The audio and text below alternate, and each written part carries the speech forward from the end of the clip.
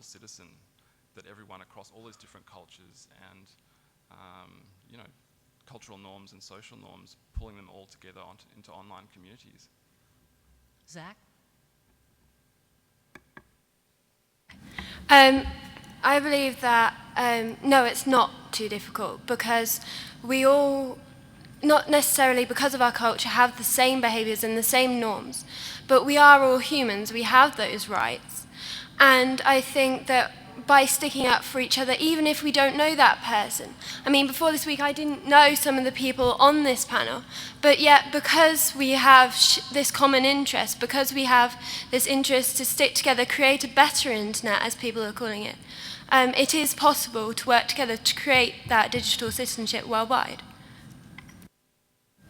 Also, I think the terms are kind of maybe mixed up a little bit, because when you talk about global citizenship and then the actual term for citizenship, it's being part of maybe a nation or a country, whereas global, obviously, it's everybody together. But when you throw in kind of that digital aspect, then that brings it more into a community, like Grace was saying. But I kind of feel as if usually when you get your citizenship, it's either earned or you've automatically have it. Whereas on the internet, all you do is you pay a certain fee and you've got your internet capability there. So you don't really have to earn it as much, but I still think it's as important to kind of be an active member. So when you want to be a positive citizen, like I know Nina was talking about her definition, or not really her definition, but when she said it, it was respecting other people and your behavior is positive to other people. That's how you become a citizen. But I think it's you being respected is becoming a citizen, so having your rights upheld. So obviously that means that nobody else can like take away your rights or be in violation of your rights as a digital citizen. But I think it all kind of links together, all of the things, but I think it's important to just really focus on having everybody's rights really protected. Vincent, did I get your name right? Yeah, correct, thanks. And referring to Jeremy's questions, I think that in fact, even in the various cultures world, we see that it is just affecting our behavior, but deep down in ourselves, like for the citizenships concepts, our mindset is the same. Just like the mindset is here, and then we are affected by different cultures, and then we have different behaviors. That was Larry just said. It is, and if we just focusing on the behavior, then it would be difficult for us to define that. But then if we are focusing on our mindset, our inner self, then it is clear and needs that there are some common grounds and moral standard for us to stand for, and this is the core elements of the digital citizenships. Vincent, what do you mean by mindset? The way we see ourselves, or the way we see the internet? Well, I would say, okay. Well, I would say mindset is that the way you think, like the core elements that affect the way that you think. I would say that is the mindset, and it would be kind of like altitude stuff. Like it has to be altered through a long period of time. But basically, digital citizenship embrace that concept that, and in fact, deep down in ourselves, the mindset we are holding are basically the same. That's my point of view. Yeah. I think I saw Sonia's hand over there. Yeah. Oh, yes, thanks. Mike's coming. Test, test, test.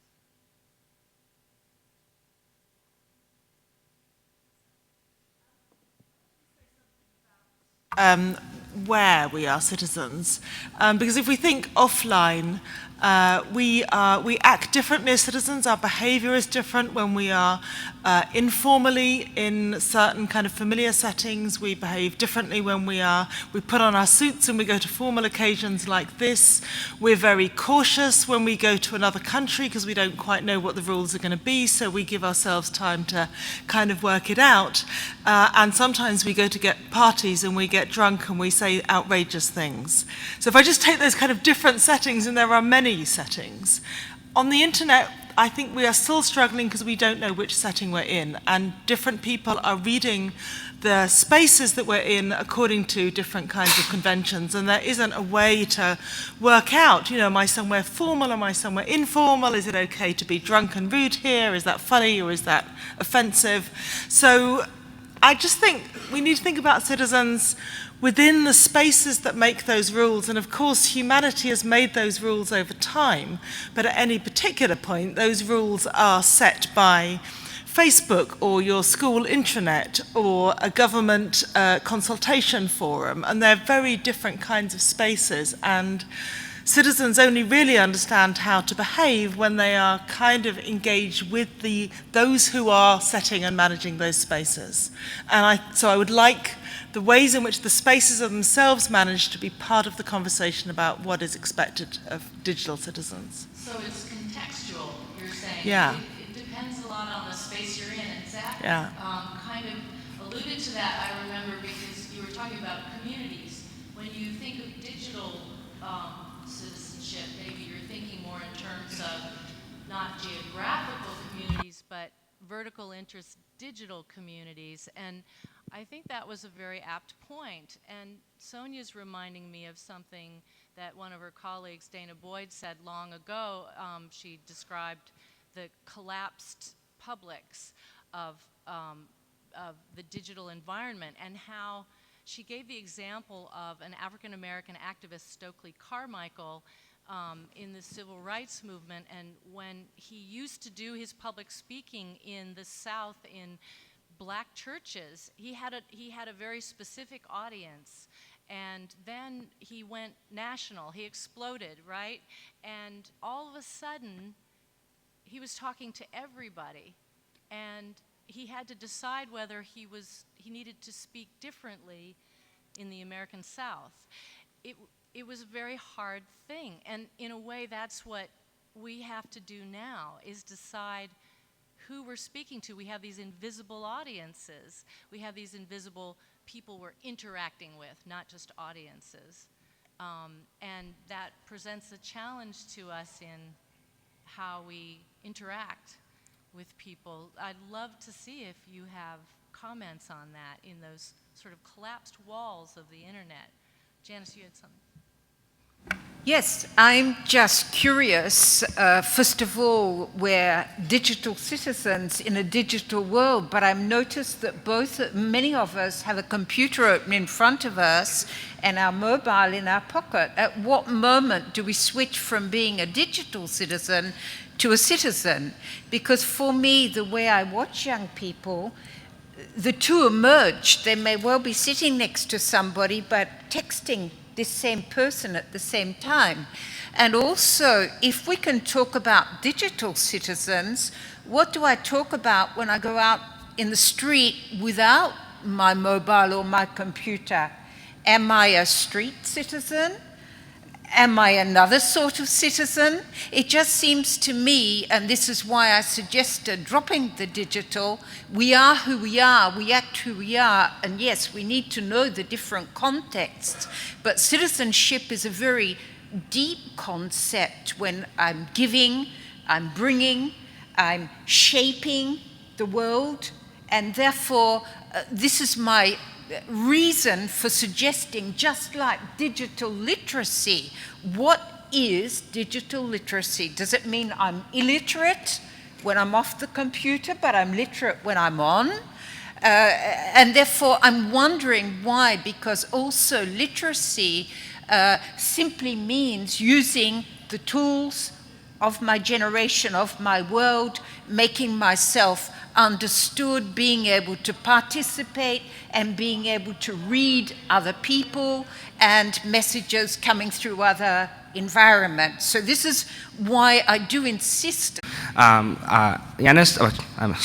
Janice actually throws a very interesting point, and I would like to throw my point for guys' discussions. So actually, you mentioned a lot about there's a lot of similarities between online, digital, and the street. When we're texting somebody, the people that we know, that's what people we know. We know them physically, so we behave like we normally do in normal daily life. However, I think that one very important thing or unique speciality of internet is the anonymity.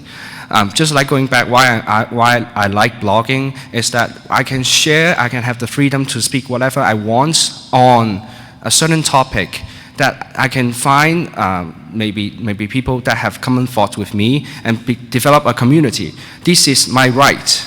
But then it comes a responsibility, because you aren't, even though you are anonymous on internet, you can say whatever things you want, right? You can use abusive words violently, and that's the responsibility comes in, and that's also in reply.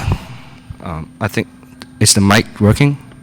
Yeah, and that's it's in line with almost saying that that is a code of conduct or a mindset that forms a responsibility, that we should be responsible of what we said in the internet. And that's the whole two-layer and strike a balance between the rights and responsibility really forms the core elements of the digital citizenship.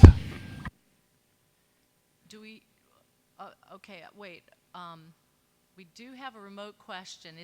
Do we know if it's related to this? Because we do have some hands up. Okay. Please, go ahead. I didn't catch your name.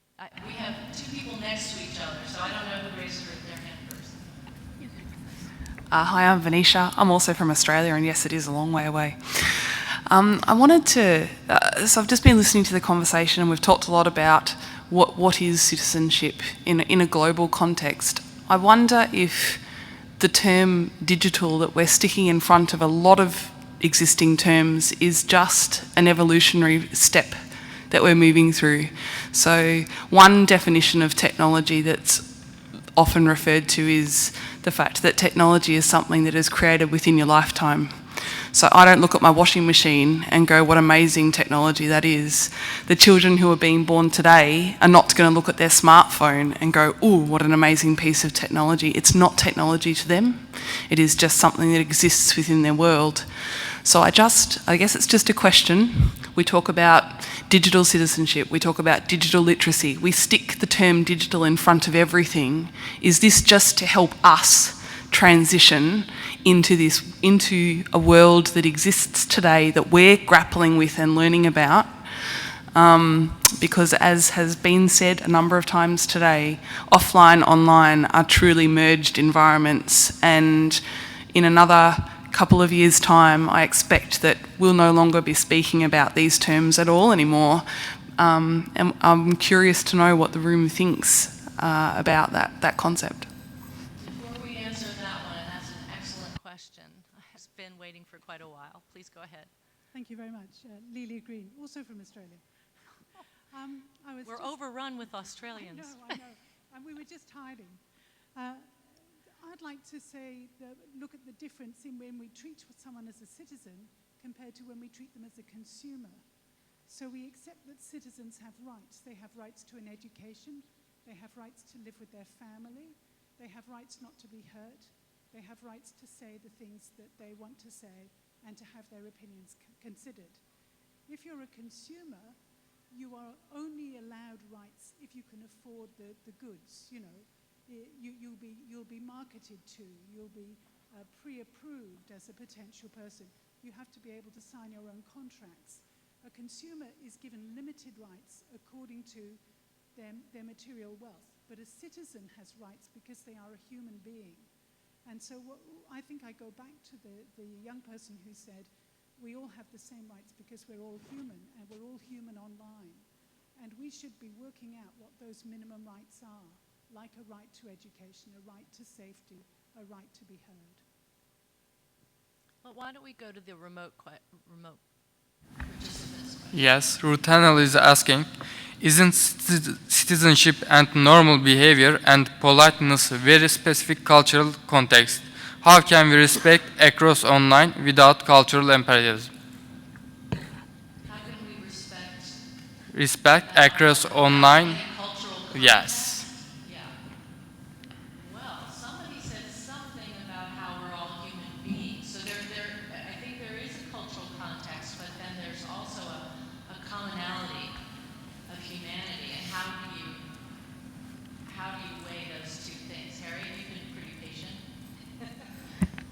About that sort of point, I think the internet is something we have in common, and some people talk about the new culture of the internet, how people do behave a little bit differently online than they might in person.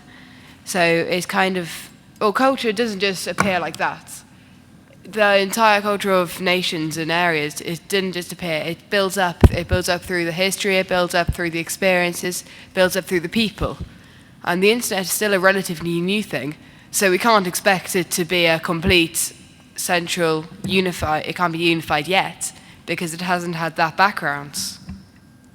That's an excellent point. It reminds me of something that Sonia was alluding to. One of the things you touched on, Sonia, is it's a changing context, right? It's not, you know, we talk about anonymity and how bad it is, but we never hear about the positive things that anonymity allows. We talk about all the trolling and negativity and cruelty online, but we've only just begun to figure out so many things. The social norms we've developed over thousands of years we're just bringing them into this new context. Tell me, Eleanor, it seems like you have something. Yeah, I'd like to add to that. In my personal experience, digital citizenship, as we're calling it, is increasing, definitely in younger people. They are creating these environments where they're talking about political education. They are talking about things that are of interest to them. And I think one positive of digital citizenship is because everybody worldwide can talk to each other, we are creating that bigger bond. And like Harriet said, it will take time because there are those different backgrounds. But because of the internet and how it has been designed so that everyone can talk to each other, I think that one of the things that digital citizenship allows is everybody coming together to talk about views like this environment. If we could get everybody on it, it's a way of getting everybody involved in everybody's views. So I think that's one of the positives of digital citizenship.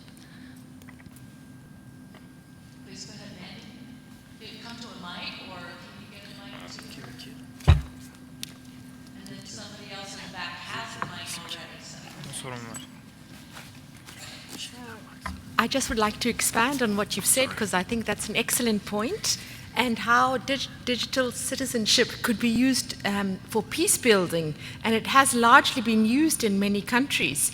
I can give examples of children in Gaza who are in a restricted area have had the benefits of digital citizenship to communicate with other people, to try and different peace building activities. So I really want us to look at the positive form of it and how we can use it in this particular aspect. Thank you. Please go ahead. Thank you. I am Fahmi Al-Bahith from Yemen. Anybody know Yemen? Yeah. That's good. I would like first to thank you for the point you raised. Digital citizenship is widely used now in the Middle East. Not because we take it or we study it in the schools, because we don't even have any courses in many schools, or most we don't have any courses in computer or internet. But we feel like we are citizens, we are using the internet for this reasoning. I would like you to do also, my brother is 15 years old and he is an admin in a Facebook page publishing the news and what's happening around. The internet from the Arab youth perspective is a tool for a change. And that's exactly what's happening with the Arab Springs and the youth revolutions. All we know what the impact of social media, especially Facebook and Twitter, on the youth revolutions in Egypt, Yemen, Tunis, and other countries. The internet for us is a tool for fighting peacefully, of course, for human rights, our rights, for development, for voting, for jobs. Those people have to thank God every day because they have a good life. We are using the internet for ICT 4D, Even our internet is very slow, and in addition to electricity problems, that's the digital citizenship for us. We don't have time to listen to music and entertainment. The entertainment will be the last on the bottom of the list. Thank you. Wait, before you give the mic away, are people in Yemen accessing the internet a lot on their phones, on the mobile platform, more than? The penetration of internet in Yemen is almost 15%. We're still using the second generation mobile, GSM, no LTE, no 3G. So. Thank you.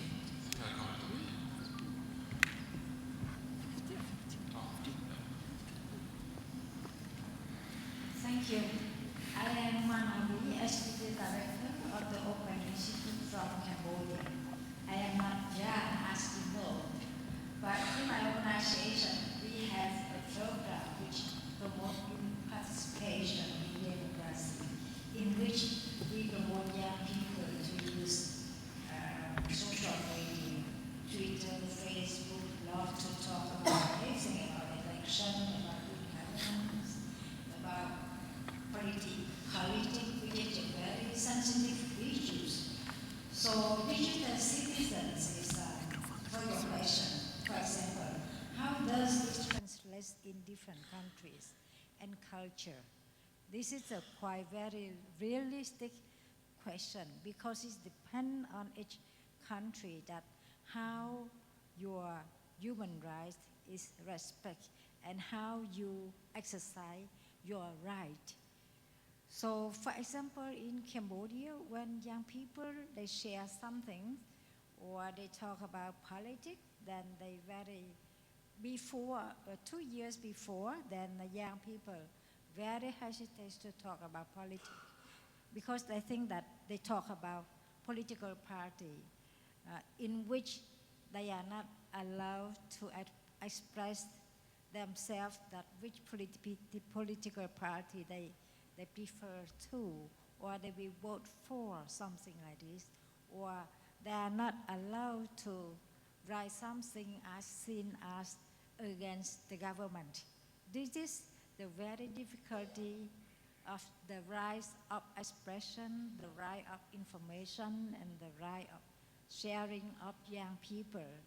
So related to this context, I would like to know from all of you here, because I'm very happy to see all of young people here, and you are lucky that you live in the country that much more democracy and much more open than my country. So do you have, besides the cultural norm and political issues, do you have any barrier in freedom of expression and in exercise digital citizen? Thank you very much. Thanks. Is it worth going around a little bit to the young people about that point about the rights of activism and democratic speech, perhaps? I think Zach has something. Yeah, I think one of the speakers over there mentioned something that I really liked. He said the internet, that they were using it as a tool for change. So I really think that that's a great little thing, a great little quote there, because I think really the internet, it's out there, so you can really go and express your views no matter what it is. Like if you can go and express anything you really want out there, whether it may be political, and I know sometimes people are limited based on what country they live. They may not be able to express their views freely, which is why we had another workshop just recently on anonymous services, which you kind of use, and that's how you can really go out there and put your point across freely. I know it's not easy, and I know sometimes there have been many incidents in which consequences have come from really speaking how you really feel. But I think using the internet, we can really raise issues, and we can use it for a tool for change. It's interesting actually when we talk about context and this idea that you were talking just then about the internet is a vehicle for free expression, and we talked about social norms, and maybe in some of these online communities, some of the social norms are much more democratic. But I guess the governments of some countries exert influence over the accessibility of some of those websites to create other social norms where it doesn't, the online communities and the freedom of expression doesn't transcend that kind of political agenda. In a way, by censoring, they're creating a social norm of workarounds. They're creating a social norm of encouraging people to find ways around the censorship, which is kind of a new thing in our world. Did any of the other young... Sorry. Yeah, sorry. Well, maybe a couple more. I think we have a question over here. We haven't heard much from Denmark, so I think we need to hear something from Denmark. Maybe Denmark, and then we'll go... I think we've got 2 questions here. We've got a few to get through. Yeah, I agree with Zach about the changes, but it's important that if the internet will be used to change, then it's really important that we have the freedom and that we are not afraid to use it. And we don't try to block it down and put filters on it because, yeah, there are a lot of bad things out there, but we can clearly hear there are so many good things as well. So we have to make a balance between what should we hide, because I don't think we should hide a lot. We should just use it and use all the good things and then be aware of the bad things and be able to tackle them. The table here first, and then we'll jump to the microphone. Okay, thanks. I'm Rabea from the Council of Europe. I would also like to stress the political dimension of digital citizenship because, well, as a digital citizen, you should also have the possibility to influence society and to influence democracy, of course. And I think that can be done like on 2 levels. First, on the national level, by help of e-democracy applications, by crowdsourced legislation or policy, but also you have the unique ability now to connect with other people and to create even more pressure. So I would be interested in talking more about how can digital citizenship contribute to like new ways of advancing democratic governance. I don't so much have a question, but I have a few comments to make, and I've been listening to all the conversations. I'm also from Australia, and my name's, just in case you haven't gathered that, my name is Peter Musaferiadis, and I represent an organisation called Cultural Infusion. And we work with a whole lot of programs which are aimed at building intercultural understanding, not only as a core value, but as a key competency of global citizenship. And there's something quite revolutionary happening in Australia at the moment. Intercultural understanding is becoming a key competency, which will sit alongside things like numeracy, literacy, ethical understanding, critical thinking, personal responsibility, and which will cut across all the key learning areas of the curriculum: mathematics, English, geography, the arts. And I think this is quite revolutionary, and I'm hearing the word digital citizenship being used again and again and again. And whilst I think it's very, very important, I think what we need to be able to do is develop those cultural competencies that allow us to communicate with each other. Now, what the internet does is it dehumanises us to a certain extent. And I said what people like, people engage in polarised discussions. And I said to someone recently, I was coming to this forum, this internet forum, and they laughed at me and they said, why isn't it just happening over the web? We mustn't forget that for humans, we need to interact with each other. Nothing beats the power of the physical engagement with someone else.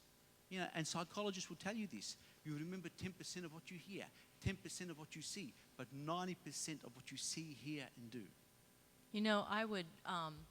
I don't know how anybody could disagree with the idea that physical interaction is very, very important and essential. But I think it's kind of a meme going around that says that the internet dehumanizes us. When I look at the young people around the table, I don't see any lack of humanity. And when I interact with them on Instagram or on Twitter, I don't see or experience or feel any less humanity. So I wonder if anybody at the table is interested in that subject and would like to speak to this concept of dehumanization. Harriet? I think that it's not necessarily dehumanizing people, but if you're talking to someone on the internet, often people do act a bit differently than in real life. If you know there's a screen between you and the other person, it doesn't feel so personal, so real. So I talk to loads of my friends online, and some of the people who I know at school, I've got to know really well online. And there's a different way of interacting. So it's not necessarily dehumanizing, but it gives some people more confidence. You can talk in different ways. So it's not dehumanizing, but it's kind of changing how you interact a little bit. Somebody from Hong Kong, is it Michael? You haven't spoken yet.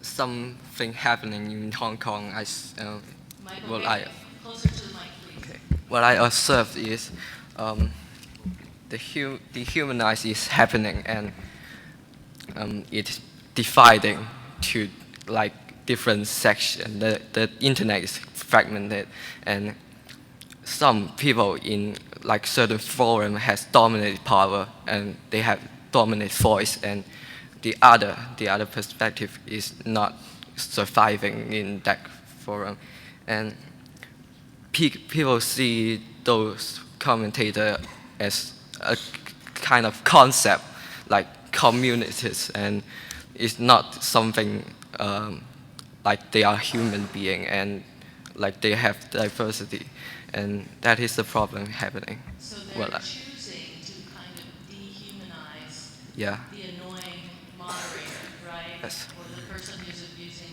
power. So that's a little different. It's not technology dehumanizing all of us.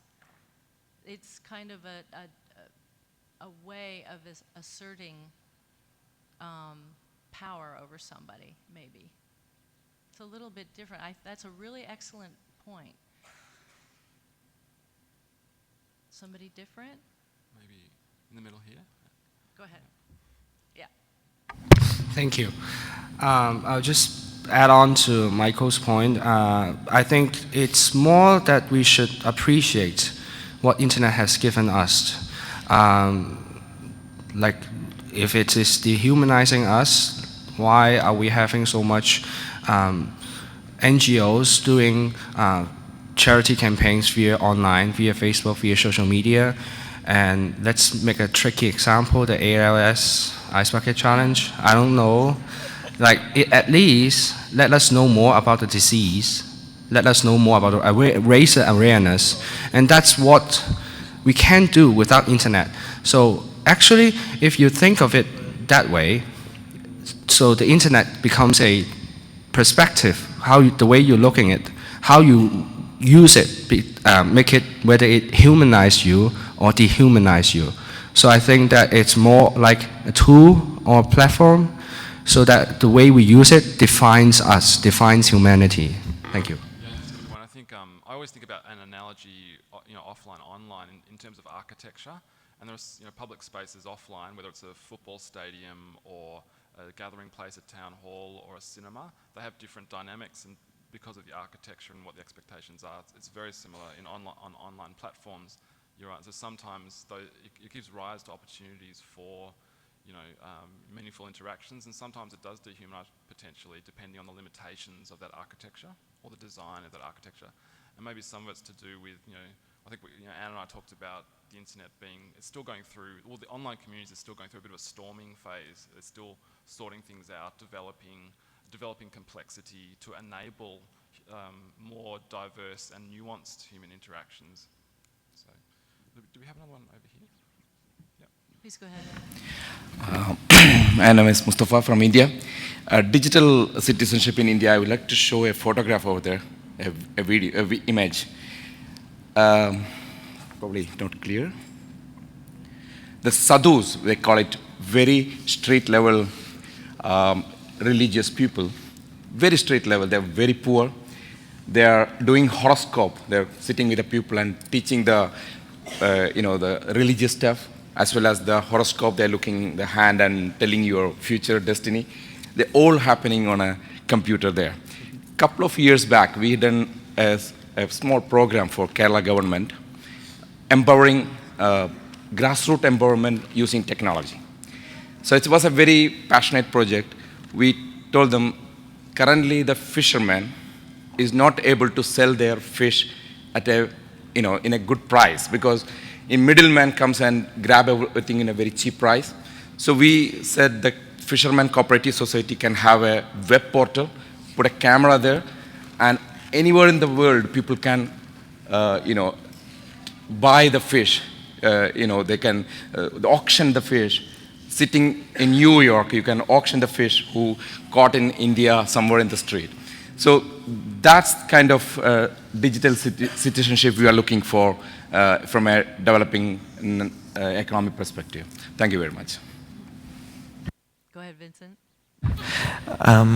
I think that gentlemen and here raised the point about the charity and the humanity acts through the internet and AOS challenge and other stuff, which in fact, I appreciate that gentleman that raised a point about the internet dehumanizers. In fact, I think that humanities, it's in fact should be a core element in digital citizenships.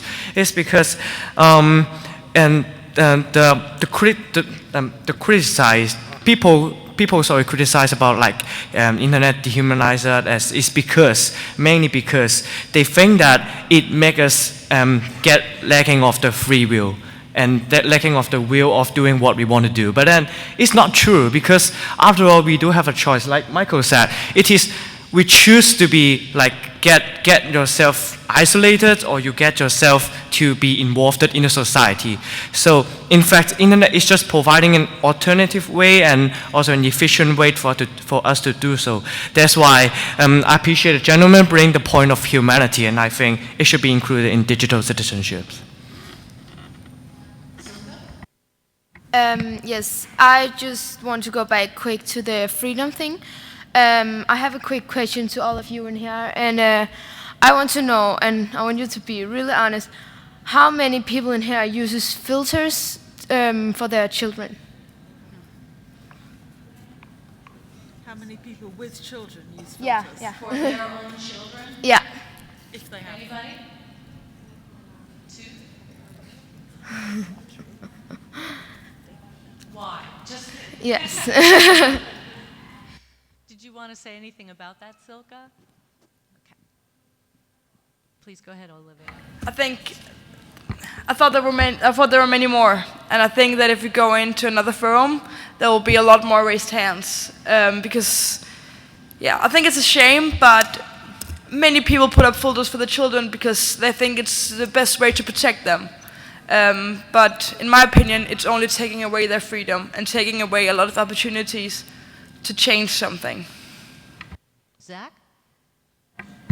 Just as a general question, how many people actually do have children?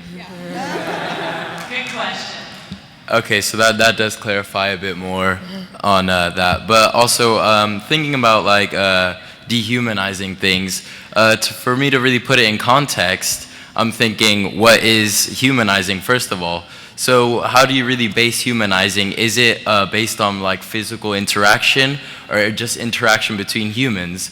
So if you go from maybe physical interaction as being humanized, then maybe now we're changing the actual term of humanizing and we're actually including social interaction using online services and using the internet and maybe kind of moving it into the definition of maybe humanizing. So that's just my... Lots of hands. Michael, which one? Okay, please go ahead. Hi, my name's Varun. I'm a student volunteer from India. I'm sorry, I'm just going to deviate slightly back to the global context of digital Please, anything you want to say. We need right. more representation from India. Yeah, so I just wanted to comment on something. I'm sorry I forgot your name, but going back to what you said about technology and how the definition of technology is changing. But what I feel in a place like India where you have, sorry to cite some figures, 1.2 billion people and only 200 million have access to the internet, And out of that, even the 200 million have a restricted amount of access, which goes to maybe downloading music. So these issues are definitely going to come up on a much larger scale once access increases. And to someone in India who has come up in a lower background, even a washing machine is a completely new form of technology for him. They don't know what it is. And so when the billions get this access, I feel digital citizenship is something which is going to grow into a much more substantial issue. And at that point, it is going to be really hard to respect the rights of everyone as a global citizen. So that is something, and I really like the initiative of the IGF, which is putting together such discussions to take this at a key time. But at that time, it's going to be near impossible to manage, to take care of everyone's rights. So I just feel it's really important we do it now than wait for it when it's too late. Maybe we will learn to take care of each other's rights. Maybe it will be more lateral rather than imposed on us. Exactly. I hope. Yeah. I think that's an interesting point, coming back to Larry's point earlier about definition of citizenship, and rights is one of the first things mentioned in the definition. Janice, you have your hand up. Thank you. Yes, I think it's really interesting, this discussion, because in 1995, a great man for Europeans, although fellow Australians, I'm also Australian, Jacques Delors wrote a book with UNESCO called Education, A Treasure Within. And what he said was that there are just 4 pillars that we need to look at as teachers, as parents. If every young person comes out being fully capable in these 4 pillars, then we will have a great society. I suppose you can guess what the first one was. It's a school's job, learning to know. But the second one is learning to learn, because today we learn most of what we learn on internet, as young people just told me. But the third pillar is learning to be, and we haven't really talked that much about identity, but it's a huge change for us all. We can have so many different identities in the online, the offline world, etc. But the last... did talk about mindset. Yeah. That's part of learning to be, I think. So. And the fourth one relates to exactly what that gentleman over there said, and it is learning to live together. And perhaps this is the real huge challenge. So I think that although this is, almost 20 years old, the European Commission and all of the European Commission's projects are working in this direction, and feel that it's most important that we don't lose any of these elements. I'd be rather interested to know what the young people think about that.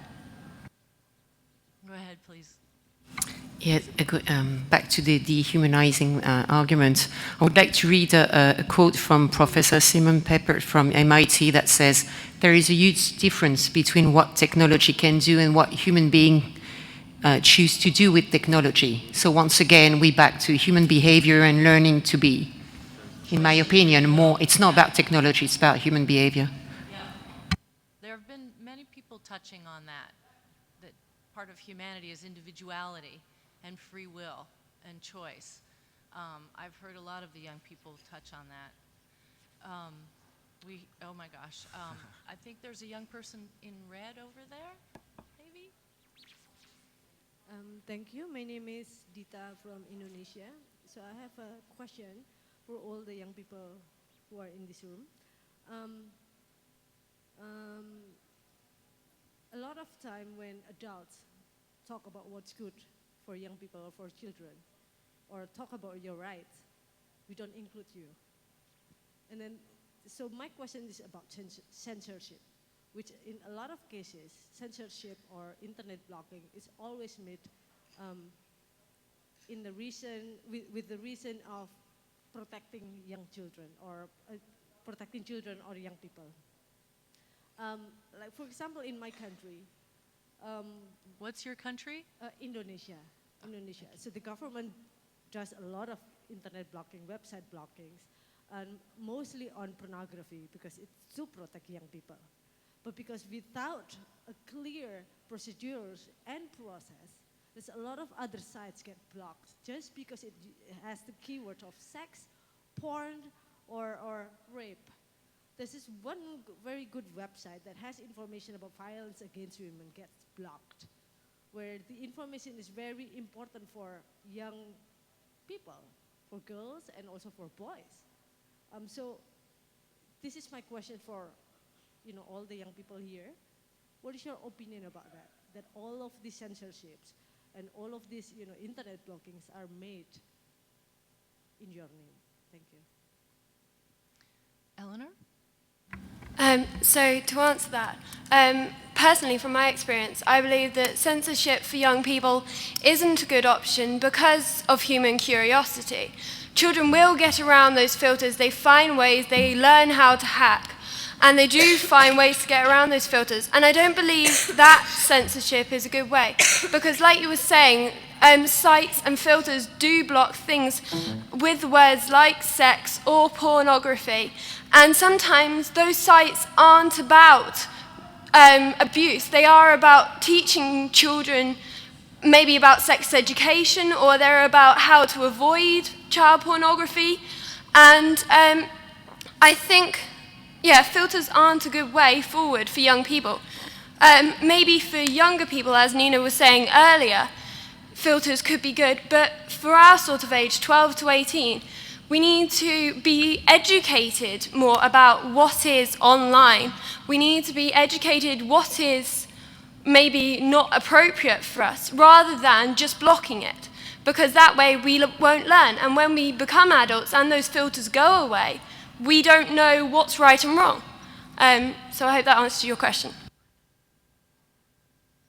Harriet had something, and then Sonia, and then maybe back. Very quickly, because Eleanor said pretty much everything I was going to say. I just want to add that I think that where we live in England, we're quite lucky when there are filters in school and at home sometimes. They are quite good. They don't block helpful sites like about sexual health or anything. And I think we're just very lucky that these filters are advanced enough to do that. Can I just jump in too with another contentious idea? Neil Postman wrote a great book called The Disappearance of Childhood, and what he predicted was, he wrote it just at the advent of the internet, but he saw, and he was really mainly referring to television and that kind of content. And what he was saying was that we're actually progressing to a pre-industrial revolution time when the kind of line between childhood and adulthood was much more blurred, because children were given access to kind of adult secrets. So and a lot of responsibility. Yeah, so in the Industrial Revolution, schooling happened. It was much more graded. It was much more, for each age range, it was much more directed to the content. Whereas he saw this kind of breaking down now and especially the internet as well, giving free access to all kinds of content. I just thought I'd throw that in there as well. Wilson, did you have something? Thank you. Just a quick response to the lady's questions. She asked about how do we feel when adults decide what should be censored. Then let's reverse the question. Why not we decide what should be censored? Like in a framework of participations, obviously when I'm not talking about we're taking over everything, we decide the policy on ourselves, but with a support environment where information and contents are presented to us with a clear way, with analysis on the content, then let the youth decide whether this content should be censored or not. And under this kind of youth panel, we are deciding, we can decide what censorship should be. And that's what defines us in the next 40 years when we are using the internet. And that's basically the next generation of the policy we are making. Thank you. I love that idea, because you decide what is censored for your little brothers and sisters and cousins, because you're a lot closer to them in age and you have direct experience on what they might need to be protected from. Oh my gosh. Olivia, I don't think we've heard from you yet. The other Olivia. I hope it's okay that I jump back to the behavior thing on the internet. I'll just start off by saying I've never actually heard the term digital citizenship, But I did have a teacher in 3rd grade who taught us about behavior and the internet. She had a good dialogue with us about moral and how to treat others right, also on the internet. And we've never had problems with cyberbullying in my class. So yeah, that's just conversations. yeah. So I think that the way to stop cyberbullying is to educate kids from an early age about behavior. Thank you. Sonia, did you have something, or are we past time? Yeah. Well, I don't know. I have a lot to say about filtering, and I won't. I will say that I'm from Australia, because I haven't had a chance to say that yet. But I just wanted to say that in the, I think it's a really interesting discussion about filtering, but in the research we do when we have asked children from 9 to 16 what upsets them, very often when they are talking about what upsets them online, they're talking about things that they've come across accidentally. So it's not a matter just of kind of thinking about regulating or censoring what information you can get if you decide to go out and get it. So I wouldn't want to advocate that a range of things we're talking about would be blocked entirely. But there is a way in which young people don't want, when they're researching their homework, to suddenly be exposed to pornography, or when they're having a conversation about civic activities, they don't suddenly want a lot of race hate. And actually, speaking as somebody who's much older, I also don't want to come across pornography or abusive comments accidentally when I'm trying to do something else. And the example I just give is the example of spam. And I keep asking people about spam at this conference, because 10 years ago, my email when I went to work was full of pornographic spam. And it's all gone. And we're not calling that censorship, but we are calling it a good thing about our working environment. So I can go and find that stuff if I really want to, but I don't want it there in my face all the time, and I think that's what many young people in my research are also saying. So the word censorship, I think, is not very helpful. Thank you. We just have a couple more minutes, and there's somebody with the mic right there. Okay. Sagda Osman from Sudan. A little bit louder, please. Sagda Osman from Sudan. I just want to ask something about digital citizenship and social change.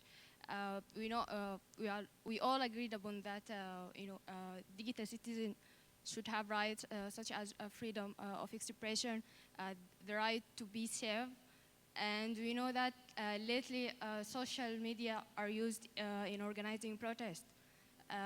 But on the other hand, government and other police authorities use these accounts to track the youth activists. So I'm just want to add that how to guarantee the right of being safe while you are using social media for social change, and some people now are calling for anonymous server or anonymous citizenship, but we need to trade off between anonymity and at the same time traceability. You cannot call people for making change and to participate in movements while you are anonymous.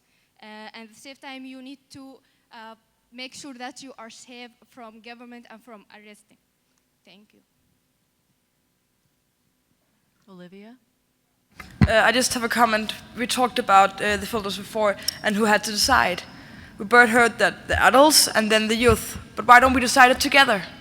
Why don't we have a two-way dialogue together, because we have different perspectives and different way of seeing things and different ways of being on the internet. We have different I don't want to call it, but why don't we just decide it together and talk about it? Thank you. Well, it is 4:01. We have a question from a remote participant. Can we just quick hear that? Yes, we have connect as a audio. Is it possible? Let's try really quickly, and if anybody needs to leave, please feel free. Can you hear Josh Gabel? Gabel, are you there? Can you hear me? Yes, we can hear you. Great. My name is Josh Gable. I'm with Custodial Parental Control Software. We're based in Barcelona, and what I want to do is thank the first speaker who brought up the issue. You've been talking a lot about rights and obligations. I want to thank the first speaker that brought up the issue of rights and digital citizenship, and thank you for the panel. But what I want to ask is, how can we empower global youth through digital citizenship until we define the rights of youth as digital citizens? What are their common rights and what are their obligations? That may be another panel. Yeah, it may be another panel, Josh, because we need to wrap this one up. But we wanted to ask that question today. We haven't really had time, but I would suggest that there is the UN Convention on the Rights of the Child, which very comprehensively and clearly defines the rights of all children in the world. And I could direct your attention to that if that is at all helpful. But yeah, Larry, did you want to just a very quick comment. It just struck me that aside from the fact that we're in Turkey, it's really extraordinary that in 2014, people from the US and the UK and Europe are actually talking about censorship in their own country. This is extraordinary. Maybe the internet, as much progress it's made, has actually taken us backwards in the sense that that has become part of the agenda. And I, for one, would like to get beyond it. I hope that by the time we get to Rio, we can be talking about something other than adults trying to interrupt free speech of children and move on to how we can encourage speech and encourage participation. I know that's exactly what Anne and others had in mind, but the mere fact that that is an elephant in the room in 2014 among advanced countries, let alone in Turkey, is actually a bit disturbing. I want to thank you all for exercising your rights of free expression and for participating here. There were some really wonderful ideas expressed, and I have written them down, and they will make it into the report that I have to do in 48 hours. Thank you all for coming.